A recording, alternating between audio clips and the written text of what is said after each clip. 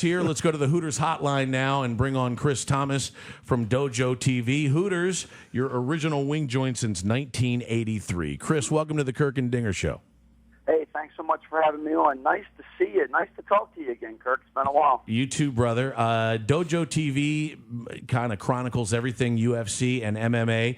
Talk to us about the beginnings of MMA in America. It seems like this sport has come out of the shadows to really overwhelm boxing. Nobody really pays much attention to boxing now. Everybody has shifted to UFC. How did this all happen? Well, don't think it was by accident. It truly wasn't. The people behind this sport looked at this sport and they realized that other sports were becoming more, the athletes themselves were becoming more out of touch with the fans. The experience itself was becoming more of a, let's go, you had to have a lot of money to be able to go to a lot of these other sports. And the idea was to develop a following that fans would just feel like they were part of the experience. And that's how it all began. It began years ago with the tournament, the very first UFC tournament, a one-man, single elimination, or eight-man, single elimination, one-night tournament. You fight 3 times in one night. Obviously, we know today that that's not the model that exists, but that was the beginning. And what boxing and every other sport did not see then is they massively underestimated true competition. Honor and respect among top athletes is ultimately going to be settled like your partner did for years in the National Hockey League. It's going to be settled because one person believes beyond any shadow of a doubt that he's better than the other. Mixed martial arts gave those alpha athletes, both men and women, the opportunity to step into the octagon or into the cage or into the ring and settle that at the highest level under a set of rules that is now considered the fastest growing sport in the world. Chris Thomas from Dojo TV joining us. And Chris, I got to ask you, you mentioned the honor and the respect, and we had a caller call in and said it drives him nuts when you see baseball players, a first baseman talking to a runner, et cetera, et cetera. But I've been in a few fights myself, but the respect in between these guys, before the fight, there's a lot of trash talking going on, but after the fight, you always see the guy, they go over, they give the other guy a pat, and if the guy's knocked out, they go over and make sure it's okay. So having dealt with these guys, put it into perspective the kind of people these guys are, where you're a family man, a lot of these guys, and you're normal off, but once you get in the cage, you got to flick that switch on, and you're basically trying to really hurt your opponent. Well, fortunately for men, and now obviously for women as well, if you truly have a best friend, the best thing that your best friend can do for you if you're going to fight or you're going to play in a sporting event is to sharpen you. And that's what mixed martial artists do, and it becomes a team. They're not trying to hurt you, but they want to make sure that your training is more difficult in the room than it is in the fight. So, yes, you become very close to your friends, and it becomes an honor. It's not a big deal to get punched in the face by your friends because you know that you're not going to get kneed or kicked in the face by 6 of his buddies later. This is a real competition, and there's an honor. When a fighter, and I saw it in Japan 12 years ago, I was with Dojo TV, went to Japan, followed Pat Miletich, who was at the time a 5-time UFC champion, and he's ultimately the trainer of Matt Hughes, of Jens Pulver, of Tim Sylvia, and 9 other guys who fought at the highest level on pay-per-view stages around the world. And when you meet guys like that, you realize that these are the toughest men in the world, and they're also the most gentle in the world. Yep. I managed a guy named Wes the Project Sims, who in the world of mixed martial arts is known as one of the craziest guys in the history of the sport. He stomped on Frank Mir's head, and I was there. He's one of the very first, maybe the only person ever to be disqualified from a UFC. That's hard to do, get disqualified from UFC. Exactly. It's almost impossible to do. They had recently changed the rules a few UFCs prior. Wes ended up going in, a massive underdog, 6'10" Wes Sims, and stomped on Frank Mir's head and TKO'd him. The UFC to this day still does not show that fight. Frank Mir went out to become a 2-time heavyweight champion, a tremendous fighter. But Wes Sims was fighting under a different set of rules, a rules that was just prior to the unified mixed martial arts rules that currently exist. And Dojo TV was there for that also. That happened in New Jersey, November 17th, 2000. And as a result, today we have a sport called mixed martial arts. Chris Thomas from Dojo.tv joins us now. And Chris, talk to me about John Bones Jones. It seems like he is the face of UFC these days.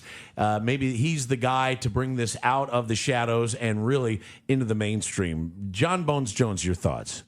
John Bones Jones. I mean, the guy is the Michael Jordan of the sport right now.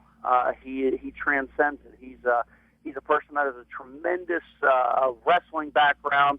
He came into MMA as a relatively unknown, but as soon as he came in and made his mark, people began to notice Bones. They saw a guy that was doing. He was the next evolution in mixed martial arts. We called him a first generation, second generation.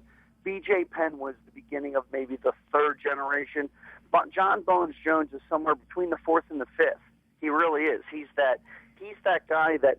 What amazes me is I look at a guy like John Jones and I think, wow, if John Jones is the new benchmark for the next great athlete in mixed martial arts, that means kind of like a lot of great athletes in all sports. That means in another generation, he's the middle of the road.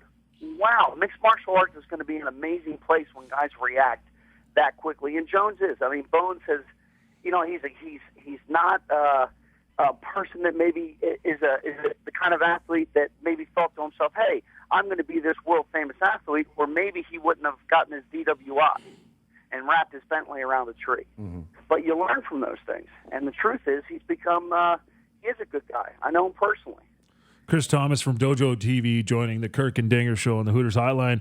And I got to ask you, you're mentioning John Bones Jones being the next coming. What about Anderson Silva, arguably the best fighter in the history of the UFC?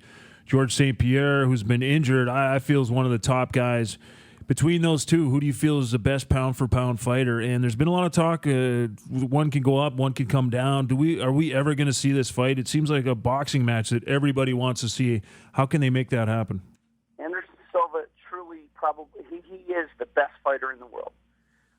George St. Pierre maybe is the most complete fighter in the world. GSP came to a point where he was just dominating so easily in his matches that he ended up hurting his knee in his last fight, having some surgery, taking some time off, and he even said to himself that he wasn't able to do the finishes or to create finishes like he was earlier in his career. And he swears that that's something that he's going to do as he comes back and fights Carlos Khan. But if he beats him, he will, I believe, probably the next fight you may see of Anderson Silva could actually be Anderson Silva not fighting at a catch weight, not fighting at 185 pounds, but dropping all the way down to 170 pounds for the first time since, I believe, 2003 for Anderson Silva, maybe 2001, and actually challenging GSP for his title, if GSP is the one that still holds that title after the Carlos Condit fight. Real quick, Chris, and we appreciate you being on. You're full of knowledge. This guy's great. Talk to me about Brock Lesnar. To me, Brock Lesnar was just a gimmick. He couldn't cut it. He's back in the WWE. He couldn't play football either. Well, I'll tell you, Brock Lesnar was good for the sport. He raised the ratings. He created interest in the sport. He is a tough guy. But Brock Lesnar, everything you see in Brock Lesnar is being epitomized this weekend, guys. Let's not forget about that. This weekend, the hottest superstar in the last 10 years of mixed martial arts is fighting, and it's not a man. Gina Carano? No. She is bad, though. Her father played it for the Dallas Cowboys. Ronda Rousey is truly the poster woman and poster person for mixed martial arts. If mixed martial arts ever makes its debut, or women's MMA ever makes its debut inside the octagon, it will be with this person, Ronda Rousey. Without a doubt, the poster woman of mixed martial arts. She's the kind of person that if you took the hype of Kimbo Slice and Brock Lesnar and you put it together and you rolled it into a world-class athlete, her name is Ronda Rousey, and she fights this weekend, this Saturday night on Showtime at 10 o'clock. He is Chris Thomas from Dojo.tv. If you like UFC, go to the site. You can see all kinds of stuff on there. And Chris, a pleasure. We'll talk again, man. Thanks so much. Thanks so much, guys, for having me.